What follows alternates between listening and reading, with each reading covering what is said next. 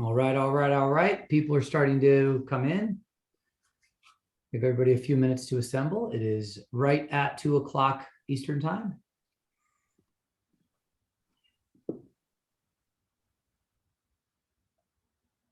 People are rolling right in. Good afternoon or good morning, depending on your time zone.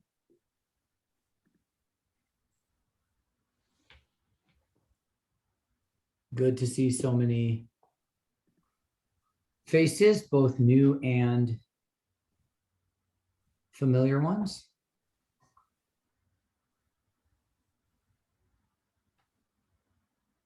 All right, we will wait just a couple more minutes for people to get in. And as you get in, you are welcome to say hello in the chat or in the question panel. I think that should pop up. And we will get started with our content in just a minute or two.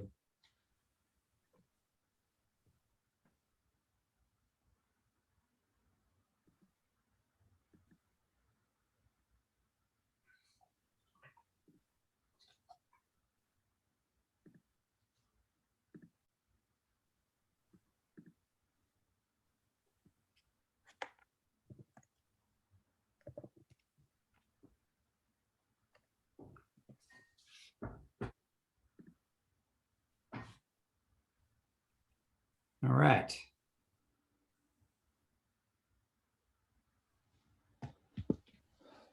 So we've got a pretty good group joining. All right, people are starting to roll in here. And we will get started in just a couple of minutes. Dex, if you're on, I can't see the poll or I'm sorry, I see the Q&A panel. My mistake, you're good to go. If anybody has a question right off the bat, so I'll go ahead and get things started off. I'm looking at 2 minutes after 2 Eastern and 11 o'clock Pacific. So good afternoon and good morning to folks. We are excited to have you. Welcome to How to Steal Your Competitors' Online Share and Grow Your Digital Presence. So we are super excited to present this to you. For those of you that don't know and marketing, I'll do a quick introduction. But this is a topic that is very core to what we do as a business, and we thought it would be great to share some of our best practices.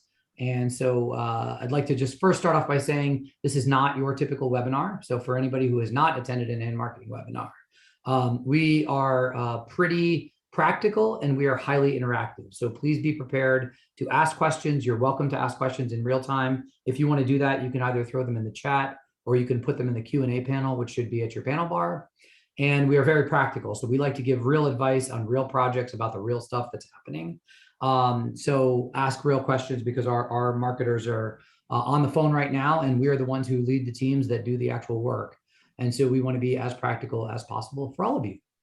So without any further delay, I'm going to go ahead and do some introductions. So my name is Raj Kapoor. I'm the founder and CEO of And Marketing. We started And Marketing about 5.5 years ago. And prior to that, I had about 20 years of experience in sales, marketing, and strategy across big and small companies. So super excited to be here, and I will be your moderator.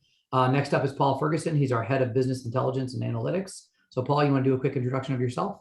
Yeah, pleasure to be here with everyone today. Excited to dig into this. I've been with And Marketing about 4 years now, and we oversee our overall business intelligence and analytics practice. And work. I'm really the yin and the yang with Beth. I like all the data and the ROI, and Beth is much smarter about the creative aspects of the overall marketing. So excited to talk about it. Awesome. Perfect, Paul. Thanks so much for being here. And Beth, as described, our director of content. Yes, so I'm Beth McDonough. Similar to what Paul said, you can think of me as the right brain to Paul's left brain. I've been working in marketing for almost 6 years, most of that with Raj at And Marketing. But I've been a professional writer and storyteller for about 10 years, longer if you count all those college essays I had to write in undergrad. And so I bring a unique perspective and experience, a blend of skills, and I'm excited to share some of those with you today. Awesome. Awesome. Thanks, Beth. Thanks, Paul. Looking forward to digging right in. So a little bit about us. So this will be really the only slide about what we specifically do. So we call ourselves an outsourced marketing department. And we help growing companies. So that could be small and scaling companies, that could be mid-market companies, that could be larger enterprise clients. And we help as an outsourced marketing solution. So we can either augment an existing team or we can act as the entire marketing department for growing businesses. And there's really 4 practice areas that we have. And this webinar really will cover all of that.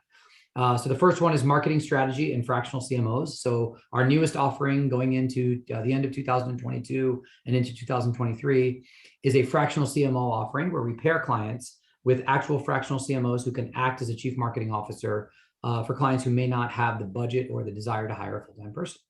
The second is business intelligence and analytics. That's Paul's department. So he runs the business intelligence. That's all of our BI analytics, all of our digital advertising, all of our reporting. The third one is storytelling and branding. So as you can imagine, that's what Beth runs. She does all of our storytelling, all of our branding, all the content, copywriting, whether that's for on-page, whether that's for websites or whether that's for email. And planning and execution is our fourth group, and that is all about getting the work done on time, on budget, which is always a challenge for many marketing departments. So that's a little bit about us. If you ever have any questions, you're welcome to pop in here or give us a call, and we are happy to address it. So let me start by setting the context a little bit about the big picture of what we'll talk about today. So we said how to steal competitors' share. So really, we've come up with this formula for online share growth. So on the left-hand side of the page, what we did was we talked about what we find with most companies. And we find these kind of 5 challenges in different areas. But for the most part, companies that are stagnant in their online growth lack these elements. Number 1 is lacking marketing fundamentals. So lacking fundamentals includes not understanding who your customer is, not having a clear value proposition, not knowing how big your market is, not having internal marketing leadership, hence the fractional CMO offering I talked about a couple of minutes ago. The second one is poor data management. So Paul will talk more about that, but most companies lack the ability to have enough data, manage that data, and then use that data to build insights. The third one, which I'm sure never happens in your businesses, is internal silos. So Paul made a joke about the yin and the yang of marketing and the left brain and the right brain. But in actuality, that's a real challenge that many companies face, is when you get siloed in your own desk, either inside the company or even inside the marketing department, it's very tough to share information and to be boundaryless as you're trying to grow your business. The fourth one is inconsistent execution. So again, I alluded to it earlier, but inconsistent execution, not having a calendar, not abiding by it, putting out some information and content one day, forgetting it, doing the same with social. That is a constant challenge that we see. And then the last one is what Beth will address in depth in this webinar, is about ineffective content. And what we mean by ineffective content is simply content that doesn't convert. It either doesn't tell a compelling story that is really important to the receiver of it, or it lacks the fundamentals of being connected to SEO or other elements like that. So she'll talk a lot more about that. On the right-hand side, we have this kind of 5-part solution to that. So the first is building a very strong foundation. I'll talk a little bit about that. Analytics, so the importance of data management. Paul will talk about that. The third is storytelling. So Beth will talk about that. And she'll also talk about execution and what some of those fundamentals are as well. And then finally, Paul will wrap it up and talk about ongoing reporting and optimization, which is obviously very important as well. Okay. So again, as we jump into the slides, I will invite anybody to ask any questions or to throw something in the chat. Actually, as we launch, Dex, do you want to go do the first poll about how big everybody's marketing departments are? Awesome. So a poll should have popped up on everybody's screen. I'd like you guys to each mention how big your marketing departments are. So sometimes we deal with companies, as I said earlier, that are very small marketing departments, and some are much larger. So you could have 0 to 1 people, you could have 2 to 10, you could have 10 to 25, and then you could have much larger. And what we want to do is get a flavor of all the attendees. What size marketing departments are we dealing with? Because sometimes the things we talk about would be impacted by that. So it looks like we're seeing a lot of smaller marketing departments, 0, 1, or 2 to 10, which is totally normal. Again, we work in the middle market or lower middle market, so we tend to get smaller groups of people. So I'm seeing some of that. And I'll give you maybe 10 more seconds. We could have a minute on it. So again, the question is in the poll is, how many people are in your company's marketing department? Awesome. I'm going to close that, and the answer should, oh, somebody else answered. That's awesome. Thank you. So I've got about, I'll go ahead. Yep, they're being shared. So there you go. So I've got about 1/3 of the people on the webinar are 0 to 1. So very small or non-existent marketing departments, which happens all the time. A good group, more than half, are between 2 and 10. And then we have about 10% that are 10 to 25. So So we don't have any very large marketing departments, which is fine. But that gives us a good sense, Paul and Beth, as we go through this, what kind of group we're talking about. So that's perfect. So great. I will stop sharing. There we go. I will continue sharing along with the slides. There's the outline. And I'll go through a little bit about what top companies do to establish a strong marketing foundation. Now, it's impossible to give one slide that covers all of marketing strategy, but what we consider a strong marketing foundation is really an answer to 3 questions. So the 3 questions, as you can see there, are: who is your target audience? What are their biggest pain points? And what's unique about your product and service to solve that pain point, right? It is incredible to me the number of companies we run into at all different levels who can't answer those very simple questions. So I encourage you, again, if you're doing this right now as a webinar attendee, can you answer all of these questions? And what are some ineffective answers that we commonly get for many clients? So everyone is not a target audience. Big companies. So if you're on the B2B side, you can't just target big companies. There's got to be more nuance to it. Or if you're a B2C company, not just moms. Tell us what type of moms.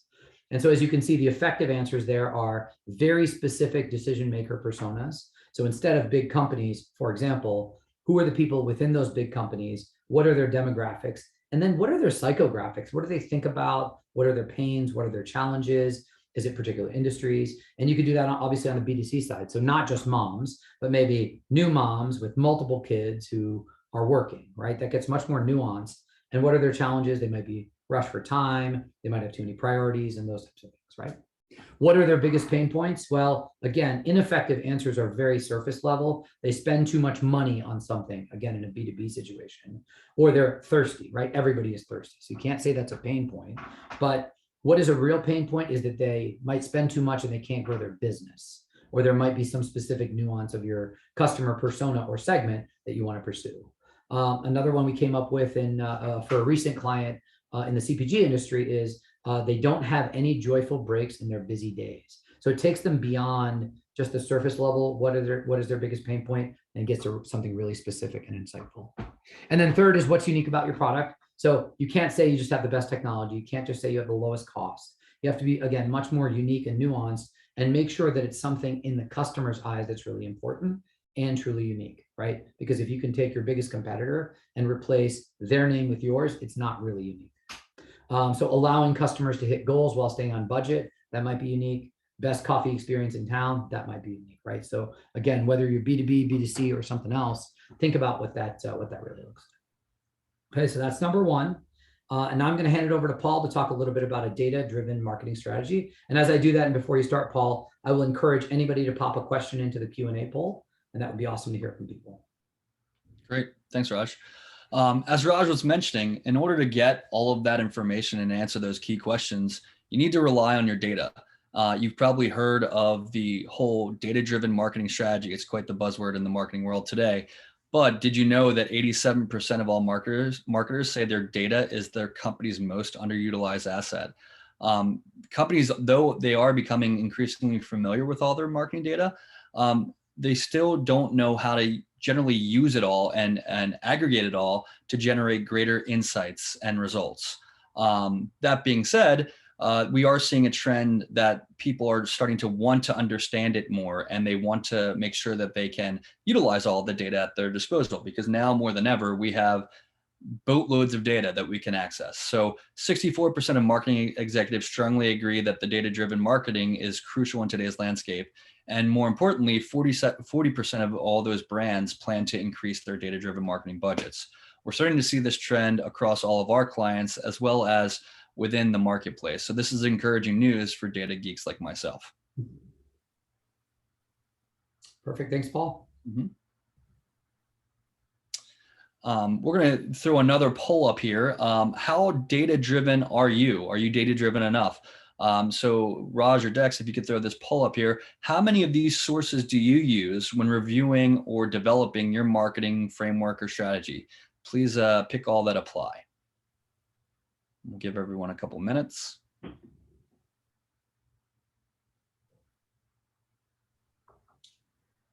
Awesome, Paul. You know what? I got a question that will come in, so let me ask the question while we wait for the answers. Sure. So the question I got in from somebody is, I barely use any data. Where would I start? The first and most important one that you should probably utilize is your website analytics. So your Google Analytics. It's a free tool. It's easy to establish on your website. It gives you countless amounts of information about how users are interacting on your site. Secondly, if you're running any advertising campaigns through Google Ads or LinkedIn, utilizing that data and kind of merging that with your analytics data is super important as well. Third, I would probably say Search Console, which can be integrated directly into your Google Analytics. That gives you a holistic view of the organic landscape. So that will tell you exactly what terms people are typing in and your website is showing up for. This is super important for the content discussion that Beth will have in a little bit. And lastly, I'm an email geek, so email data would be very important to me as well. That's great, Paul. So starting with your own stuff. Okay, good. So we're sharing the results. Thanks, everybody. So this is interesting. So people are saying, number one, they're looking at is their sales and CRM data, tied with keyword research tools such as Ahrefs or SEMrush. Close behind it is website analytics and competitor websites. Also looking at social media data, paid ads accounts, and then email. Looks like it's last, Paul. Sorry, much to your chagrin. Any insights on that, Paul, that you would suggest that you find from that? It looks like people are at least saying that they're using a lot of different sources. Like it looks like almost half of the people are using more than one just by looking at the numbers. Yeah, I mean, that's fantastic that people are now starting to utilize so many different sources of data and applying that to their overall marketing strategy.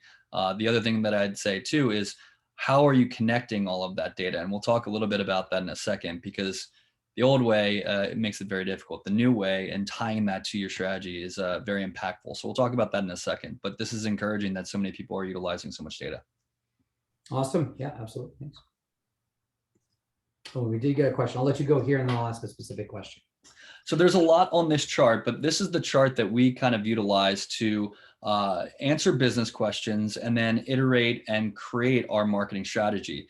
So the first bucket there is focus, and that's the business question. Where should we be focusing our resources? Are there geographic variances or seasonality variances that we need to understand? What is the competitor trend there? Who are our non-traditional competitors, as well as our how are our non-traditional competitors as well as our current competitors doing? How do we stand out online? So here, this is where we're trying to focus on the actual customer, their needs, and where they live online. And then from there, we're identifying those trends and trying to understand what type of messaging and positioning and content, frankly, will resonate best with them. We want to design and align our value props. We want to build out segments for our target audiences to engage with. And then we kind of go into this last area, the innovation and channels. And that's developing a strategy that's data-backed and segmented and best realized or best resonating with our audience.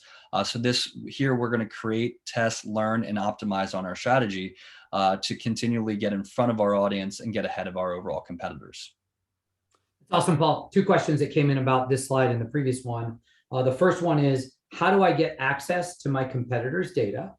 And the second one is, how do I know what a non-traditional competitor is? How do I know non-traditional competitors? That's a question we get quite often, but love it if you could answer both. So the first one, all great questions. How do you get access to your competitor data?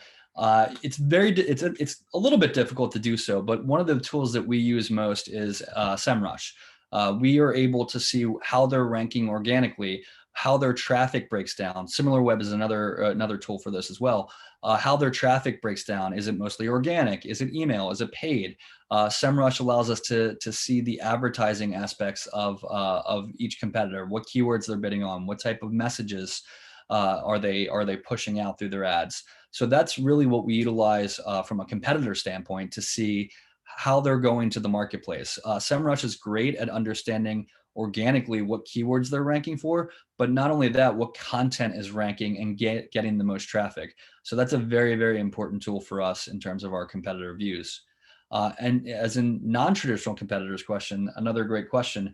Oftentimes, whenever we talk to businesses, they'll give us 3 to 5 competitors that they want us to track. However, for all the terms or content that they're looking to create themselves, we'll plug into our tools and we'll see that oftentimes those 3 to 5 competitors aren't ranking or gaining any share of voice online for those terms or for those content topics.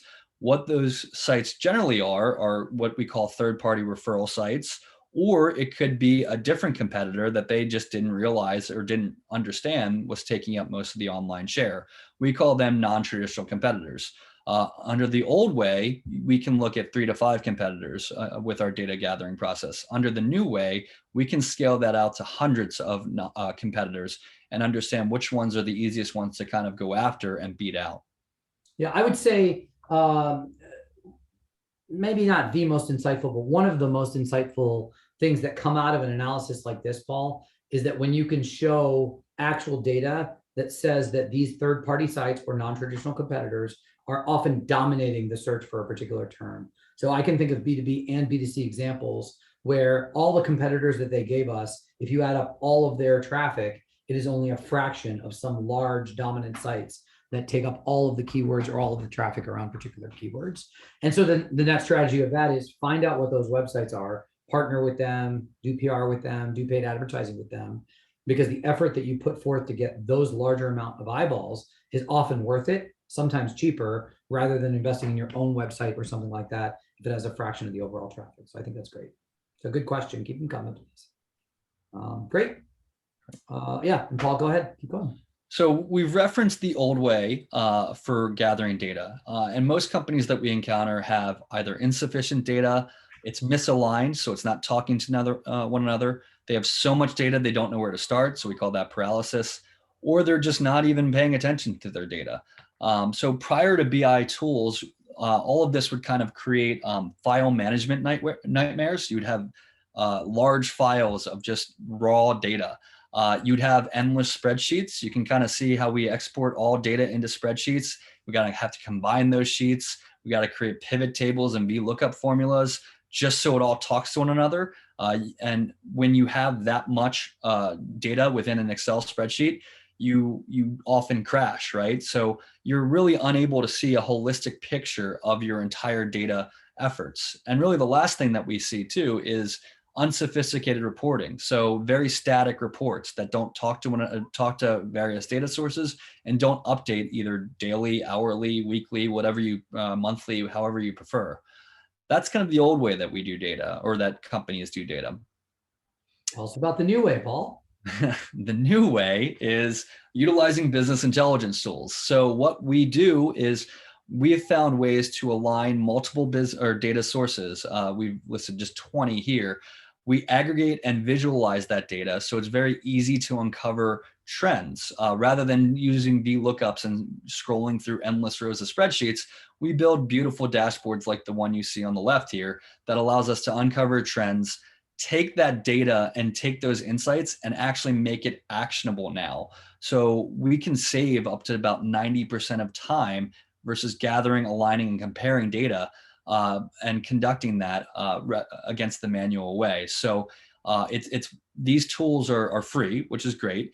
And it's just made life a heck of a lot easier and made our marketing a lot smarter, because now we can scale this and we can look at thousands of companies or thousands of results at a finger click, rather than just trying to aggregate it and having Excel crash all the time. All had experience with Excel crashing. That's great. That's great. Perfect, Paul. Doesn't look like there's any new questions in the moment. So let's keep plugging. I think we're over to you, Beth. All right.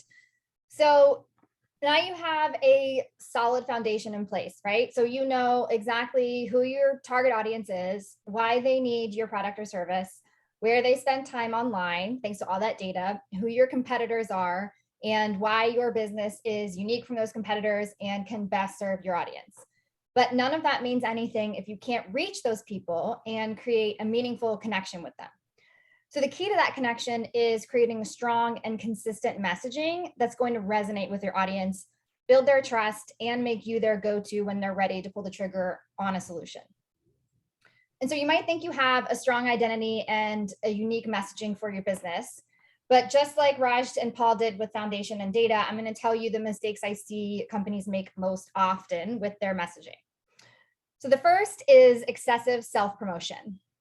Around 45% of people unfollow brands whose content is too self-promotional. You've built something that you're really proud of and you want everyone to know about it. But the truth is your customer doesn't usually care how awesome you or your brand are. They care about how awesome you can make them feel. We're hardwired in our brains to care more about our own needs first, and we want to buy from businesses that focus on us rather than just themselves. So it's important to make your customer feel like the hero of their own story, because that's how they see themselves and that's how they walk through their lives. So if you compete with them to be the main character, they're going to see you as competition rather than their solution. And the second mistake I see is when brands receive first and give later. Your customers won't trust you until they have a reason to. Now it's 2022, so you all know there's noise everywhere, especially online. There's competition everywhere. You discover even more of that when you use some of the newer data tools and start to tie those together. But the ones who focus on building trust and relationships with their customers first by being generous and offering value before asking for money in return are the ones that are going to win in this landscape. So let's spend a minute talking about number 3, which is the bells and whistles mistake, because this one might break your heart a little bit. You might have the most cutting edge technology on the whole market, or the fastest, strongest cybersecurity system, or an AI software like nobody has ever seen before. Or maybe you have the healthiest, most delicious cheese or cookies on the planet. But your customer truly does not care about that. They only care if it helps them solve their problem, just like we talked about in the first mistake. You're not selling laundry detergent with the newest cleaning technology. You are selling the ability to get grass stains out of your kids' clothes. You're not flexing your incredible artificial intelligence. You are helping protect brand managers, protect their e-commerce sales, so on and so forth. So highlight the benefits of your offer rather than the features of it, the bells and whistles of it. Try to strike an emotional chord instead, which leads right to number 4, which is forgetting that you are marketing to real human beings. So businesses get caught up in trying to sell something, and they can get into the weeds and forget about the real people on the other side who are the ones purchasing. They forget that real connection is what converts people and makes them buy, makes them enroll, makes them sign up, makes them take that next step to have a conversation. And that connection is just as much about how you say something as it is about what you say. So your brand personality means everything because it is that connection point between you and them. And lastly, I'm sure you see a theme here, but most companies define success through their own bottom line, which is sales. But your customers care a lot less about how much money your company has made or their credentials or what it's worth, or if it's Fortune 500 or 100. They care much more about how you make them feel. Now, they care about that stuff too, but the emotional trigger comes from how you make them feel. They care about how you helped transform a real person's life who's just like them. They want to be able to picture themselves achieving their goals, not yours. And they want to see proof that someone just like them found success through your offer and through that path. They want to be able to visualize their own happy ending. So on the next slide, I'm going to tell you a little bit more about how to do this, but I will pause in case there are questions. Yeah, you do have a question coming in, Beth. So the question is, I want to make a comment, but the question you're going to get is, how do I get people outside of the marketing department to see outside our walls? That's the question. What's interesting as you think about the answer there, Beth, the biggest shock I have, one of the biggest shocks I have, because I think I already said that, is the amount of times that businesses have grown to a certain level and then plateaued without really understanding number 3. And that's, what is the real problem I'm solving, right? It's always a good technology. It's always a good widget, or whether, again, B2B or B2C, doesn't matter. It's always focused on that technology, and then getting them out of that shock and actually realizing that there's a human being with a problem that they have to solve. We spend a lot of time focused on what is the real problem, what is the real problem. So Beth, with that, I'll let you answer. How do you get consensus outside the marketing department to do some of these things? Yeah, it's tough. And you can see, I mean, you see commercials and things for brands who do it really well. I forget whether it's Geico or Allstate, but it's the one that has mayhem as like the villain in their commercials. And they focus much more on what the person driving their own vehicle needs and has trouble with, rather than what all is involved in their plan and how much, detailing out what their options are and things like that, because they care about the end result. The biggest suggestion I would make is, honestly, show them the proof, which is in the data, which is the way you are describing your product or your service or your solution is not necessarily how people in the outside world are thinking about that. So when you use some of the tools that Paul was talking about earlier, plus interview real life customers, do your market research, you can show proof to the people within your company that people are talking about what you offer in a very specific way that might not match up with how you're currently talking about it now.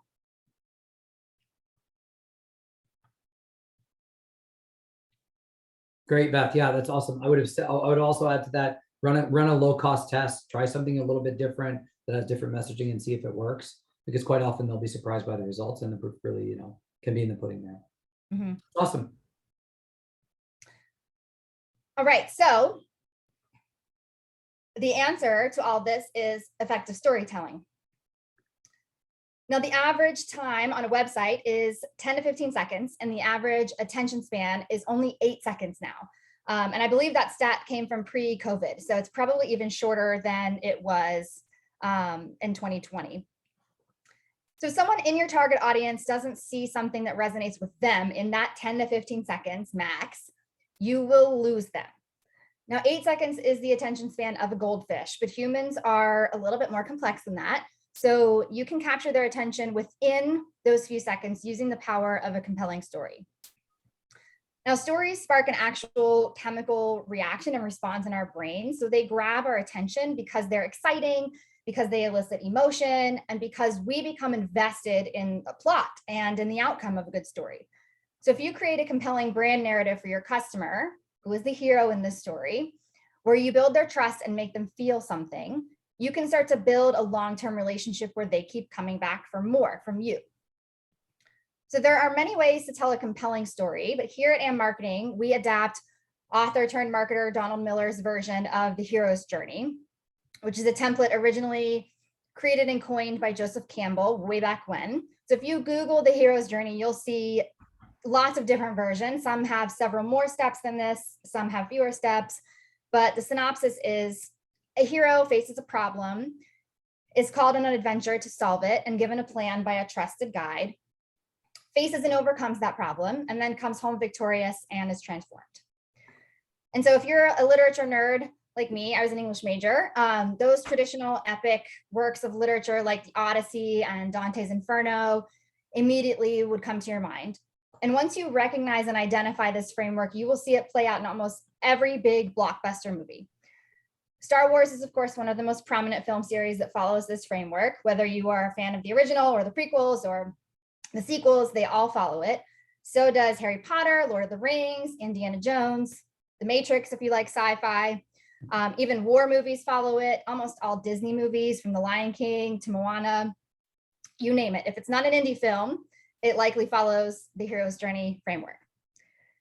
So you might be wondering what pop culture has to do with your business's marketing, but it is quite simple. A clear and compelling story will get your message across by connecting with your customer, the hero, building their trust, empowering them, and guiding them to their transformation, to their happy ending. So the key word here for you is guide, because that's you and your business. So if you look at the hero's journey visual on the right of the slide, you can start to fill in the blanks. The character is your customer, that's the hero. Their problem is that pain point you solve, the pain point that we were talking in the beginning that Raj was discussing. The guide is you and your business. And the plan you give them is your product or your service. That's the solution. And then you can fill in the rest from there. So once you fill in each part of this journey as it relates to your business, this becomes the compass for all of your messaging. It makes everything we talked about on the previous slide come automatically into the way you're talking about your business and the way you're reaching your audience. But in order to step into the role of guide for your hero and get them to accept your plan, you need to communicate with them in a way that's going to earn their trust. So as you look to perfect your message, think about what kind of personality your hero would respect and follow for guidance and embody that personality in your brand voice. So you can see on the left that we use the 12 traditional archetypes for that. You can see that in the wheel that's laid out. I won't spend a lot of time on that here. I'm happy to grab time with any of you to walk through that, or we can do a whole separate session on it. But here's the most important thing to remember. What kind of brand personality would your customer hero trust and respond to the most? Lots of businesses tend to either build their brand voice around the personal voice and personality of their founder or CEO, or they try to go heavily against the grain and be edgier or different than the competition, which is great. Sometimes that works, but usually your competitors are all striking broadly the same tone for a reason. So be careful about how much you drastically deviate from that, like how much you use sarcasm or swearing or humor, because it has to work for what your hero, your audience, your customer is going to trust the most. So now honestly comes the harder and less fun on the less fun part on the next slide, which is connecting the storytelling with the data, which can be tough. But I'll pause there for any other questions. Beth, I think we're good. We did get a question in, but it's not related. So why don't you keep going? Okay. So now it is time to put all that foundational work into action with content creation that's going to take you above your competition. And the field you're playing on here is Google, even though I know some of us are becoming fans of other search engines. I know Raj sent me one fairly recently that like helps you plant trees or something, which is awesome. Why are you making it like a joke? It's Ecosia. It's awesome. No, it is. But we'll stick with Google today, and here's why. So 71% of all website traffic comes from Google searches. And as you can see here, almost everyone who grabs their phone for help or information goes to a search engine first. And a lead brought in through SEO, that's search engine optimization, those are organic leads, meaning you don't pay for advertising to get them. Those leads are 8.5 times more likely to convert than the paid ones are. And that's because people are looking for and finding you while they're seeking out help rather than being force-fed content from your brand. Now, Google's bots and their algorithms are designed to cover the most valuable information and present it to you first. So I doubt many of you venture past the first page of search results when you Google something. And your competitors, especially those that are bigger than you and have deeper pockets and have been around for a long time, whatever it may be, they have an automatic advantage because they are already well known enough that Google often gives them the upper hand and pushes their content out first. But you can skip the line when you create content, and this includes visuals and audio as well, that appeals to both your audiences and the search engine's algorithm. And the key to that is leveraging story and data. So to succeed in content marketing, the left brain and the right brain, creative and analytical brains, or teams or work streams in your business cannot work in silos. Now we'll pause here if we can throw up the third and final poll we have, because I am curious how often your data and your creative people connect and coordinate with one another. It's great, Beth. We'll let people have a moment there. So, I'm going to ask Paul a question while we wait for this poll to populate. So the poll question is, how often do your data and analytics teams and storytelling copy teams coordinate? So Paul, the question that I think you answered in the chat, but I'd love you to answer for everybody is, how can we get access to these dashboard templates that we showed a couple of pages ago? Yeah, usually what we do is we take all of your data sources and we align that in a data warehouse and get all that together. Then we build out our dashboards in Power BI usually, and we will send you the actual files. What we'll do is we'll set up those files to automatically update at the preference that you choose, whether that be daily or weekly or monthly. So. Yeah, that's perfect. Thank you. And so the challenge with that, so I saw that, that's good. The person just said, I don't have a data team. So it looks like that's just you. So the challenge is, when we get into it, you can't build a dashboard that applies to everybody. So the purpose of Paul going through kind of what are your business questions is because you want the dashboard to be customized to answer your questions. So as much as we like to have standard dashboards with common KPIs and common data points, it always has to be slightly customized to answer the question. So just as an example, very recently, we have a consumer packaged goods client that wants their dashboard to be very specific to like 10 retailers and all of the other metrics. And they want it a very certain way because that's how they report their data to their senior management, right? We have another B2B company that has totally different data, totally different situation. And so we have to structure our dashboards to do that in a different way too. So just a couple of data points. So that's perfect. I'm going to end the poll. Thank you people so we have a hugely bifurcated response. So 1/3 of people, and it's exact here, 1/3 of people are weekly, and then 2/3 of people are never. So Beth, back to your silo comment, and Paul, back to your yin and yang and your silos comment, then you definitely see that, and most people actually don't ever communicate. And I would say, again, that's a huge finding that we've had, is if you can create the collaboration between your marketing departments or between the people who use the content, create the content and use the data and analytics. Even in our little company, when Paul and Beth first started, They almost never communicated. And now their teams are constantly communicating as we're putting together plans for clients. What does the SEO research say? How do we communicate it? Here's the change you should make. And really working hand in hand is really important. So I think weekly is a good guide. Monthly is okay. More often is also okay, but you also need time to get your work done. So I think that's a really good finding. Back to you, Beth. Yeah, and it can be hard to coordinate because I know it often feels like both people or both teams are speaking an entirely different language, which can make connecting tough. But that's why it's so important, because data builds trust and authority while storytelling triggers the emotions, right? So when they're combined, they're going to produce the best results because they're going to connect the dots from awareness to conversion more easily and more quickly. And just to add to that too, Raj, you said more often might be bad because you have to get work done, but also you have to let time for the data to aggregate, right? You have to let your content, go out to the marketplace and see how people react to it. So you don't always want to talk to one another. You want to give it some time. So.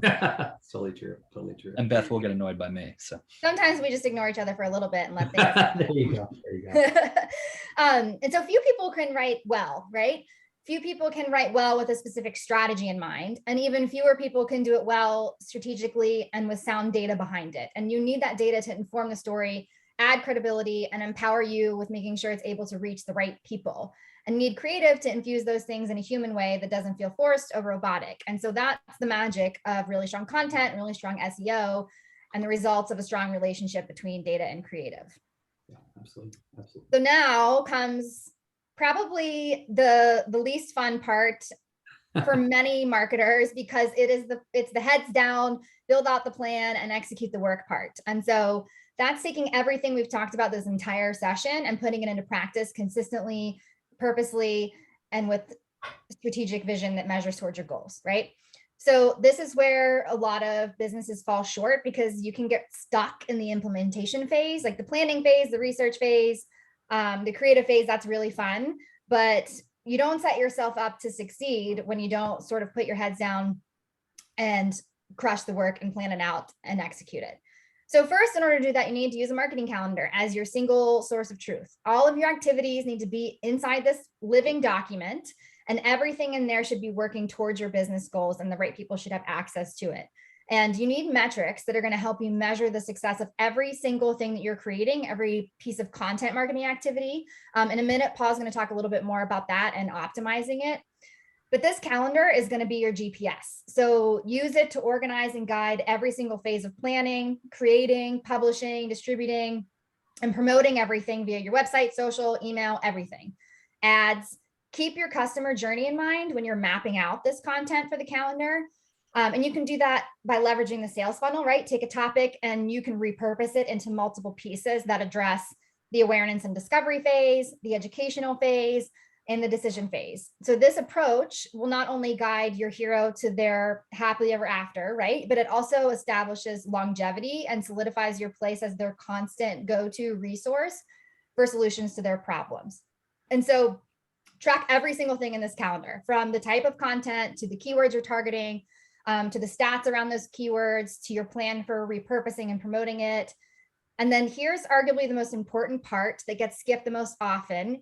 You have to track its performance against your goals after it's published. So measure its success, assess its failures, and then figure out what to start doing or stop doing. And so in order to do this, you've got to look at your data to tell you the story and inform your next steps. So I will pass it to Paul to talk a little bit more about that. Perfect. Paul, as you transition, we got another question that came in. So it's my industry and my competition is very old school. I'm in the construction industry. How should I start? I've heard social media. That's the question. So do we start with social media? What do you do when your industry is very old school? And I'll tee that up to either of you. My first question would be to challenge my assumptions, right? So I would want to see where my audience is living. So I would start to look at, always a good starting point is SEMrush, right? Like taking your competitors and then plugging in their websites, see what content people are using. Do they get a lot of organic traffic? If so, then we need to build more content. Then you can also go to SimilarWeb and you can see how they're also getting traffic. Are they using a lot of email? Are they getting a lot of traffic from social media or Google Ads or something like that? So that would be my first kind of assumption. And then I would do in-depth audience research. So kind of the qualitative with the quantitative, and try to understand fully not only the messaging and the positioning, but the pain points, barriers to entry, all of that, and then really dig into some content and messaging and positioning online to understand who's getting all this traffic, where are they going for their answers, and that's kind of the way that I would approach that. Yeah, and I would add that if your company is old school and that's part of the appeal for your audience, then lean into that when you're on social media, right? I mean, you can let your personality shine through, because if the people you're connecting with and you're attracting business from likely love that about you. So it's okay to play with that a little bit in your content and how you're interacting with them. But if you're looking to modernize and you're not sure how to go about it, you don't have the team to do that yourself, you can always hire out a social media manager to do that for you. You just have to make sure to give them the assets they need, and they can sort of handle all of that if that's in your budget. Yeah, it's great, Beth. The comment I would add to that is, depending on if you're B2B, B2C, there's a lot of dynamics there. A lot of companies want to start with social media because it has the most pizzazz and press, right? Facebook and Instagram and TikTok and even LinkedIn are all over the place in terms of their own marketing. That's not always the place I would advise to start, right? It's a very easy, low barrier to entry, but also those are for-profit companies that don't have any incentive to take your small business and promote it. So you're really relying on their algorithms. So I think, getting some advice around where is the best place to start given my unique dynamics, pulling some data, those are all really good starting points that you should always start with, because before you just start doing a bunch of activity, it may be good to understand a little bit of that. So it's a great question and great. Yeah, and you don't own that audience. It's a great point. So if Facebook shuts down tomorrow, right, what happens to all those people? You have to get them connected and on your email list and things like that. Yeah, absolutely. Great point. But I'm sorry, Paul, I think you were gonna cover measurement and optimization. Yeah, last slide for me is, as Beth mentioned, now you've created the content. You use this data to understand who your audience is. You've created great content in your mind, right? It's time to release it to the world. Get it going organically. Promote it via email or social or advertising, however it may be. But you want to make sure that all of your marketing tactics are doing what content marketing is supposed to do. We oftentimes focus only on the content and not the marketing of the content. One content piece can be promoted hundreds of different ways. So we want to get that out there, get that in front of as many people as possible to see if it is performing to the efforts that we would like. So we have KPIs associated with every single one of our marketing content pieces. Is it generating new leads? Is it getting out in front of our target audience? Are people engaging with it, or are they exiting on it? So these are all things that we're looking at and trying to understand what's happening with this piece. Is it hitting the mark or not? So we're learning from that data. If it's good, then we may tweak a few things here and there, mainly on the technical SEO side. If it's bad, then we may tweak some CTAs within the article. We may add a new paragraph. We may change the first paragraph, whatever it may be. But just because you create one thing doesn't mean that you shouldn't be constantly looking at it and looking at how you can optimize it. The goal is to make your content evergreen, and it's also meant to be promoted through various channels. As I mentioned, too often we only focus on the content part and not the actual marketing of content. And by utilizing data such as conversions or assisted conversions or page views or whatever it may be, we can really measure and optimize how valuable each piece of content is, because it's not about the content or the quantity of content, it's about the quality of your content. Yeah, that's great, Paul. I would say for those that are at their desk right now, this is a great page to like screenshot or something. We're certainly send on recording or whatever, but I think it's really important to get your mind, especially whoever asked the question about bringing the rest of their organization along. Well, it's by doing these fundamentals of measure, optimize, execute, you really do drive those longer term results. So that's perfect. Great. Thank you. Thank you, Paul, and thank you, Beth. So as we prepare to wrap, where is the proof? Well, the proof is in the cheese, right? You could say proof is in the pudding, but we have a cheese client, so I'm going to say cheese. So here's a B2C example and a B2B example. This is a B2B company that's in the software SaaS space. And by using exactly these principles, exactly the process that me, Paul, and Beth just went through, we drove some real breakthrough results. So for the B2C food brand, we more than doubled their organic traffic. more than doubled their where to buy conversions, because for a CPG brand, it's really about making the purchase in store. And then we increased their email goal conversion rate by about 50%. On the B2B side, we drove even more breakthrough results because the floor was much lower. We had the opportunity to use all of these insights and copywriting to drive real breakthrough results. We did more than 4.5 times in Google Ads conversions, more than 2.5 times in leads, and then lowered our cost per conversion by 93%. So real breakthrough results are the proof that this process works. And I would really go back to the fact that you're using a little bit of data and analytics, you're using a little bit of creative and content, and you're bringing that together with real clear strategy and execution. And that's the formula for driving that differentiation. So just a couple more comments as we go. And again, I think we have another question coming in. I got a question here. All right, so I'm gonna read that in a second, and I'm gonna go to the next page. So just the thank you. So the follow-up to this is, we are very happy to individually follow up. Everybody has a 30-minute no strings attached session that is available to them. So my email address, I'm just about to paste into the chat box. You're welcome to reach out. Use the subject webinar follow-up, just so I know you're not spam, and I'll get you a quick meeting. We can talk about whatever challenge that you might have. The second call to action is that we have our next webinar, Planning for 2023 Uncertainty, coming up next week. It's exactly a week from now, so in this same slot. We have 3 of our fractional CMOs that are going to be on. We recently did a study about what are the biggest challenges going on in business owners' minds, and we're going to share some of those results and then talk about some of that stuff. And then, I'm sorry, I said I would put my email address in there. So my email address is in the chat box now. And next to finally is our LinkedIn. We would appreciate if everybody gave a quick follow to our LinkedIn page. So this is where you can get a lot more insights from our and marketing LinkedIn page. We'll put a lot of insights, send a lot of free stuff, give out downloads and things like that. And we will ask that you please provide feedback in the follow-up survey. And we're always looking to get better, and we'll love some feedback.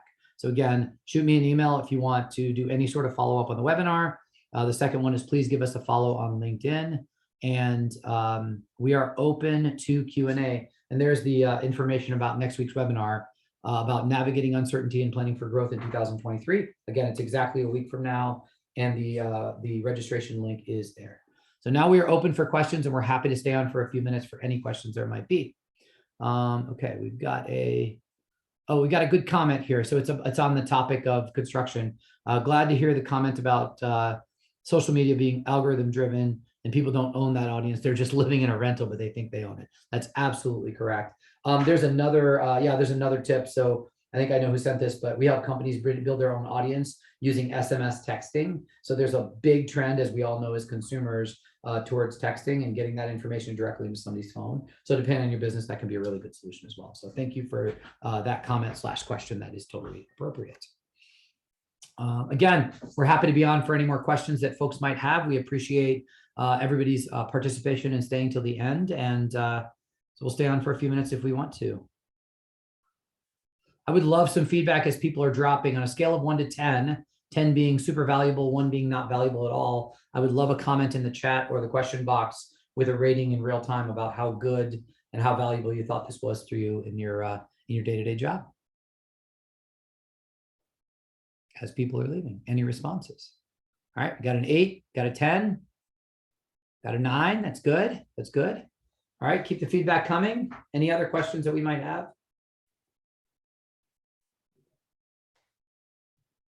All right, it doesn't look like it. It looks like we answered all of them in real time, Paul and Beth. So great job. We appreciate everybody.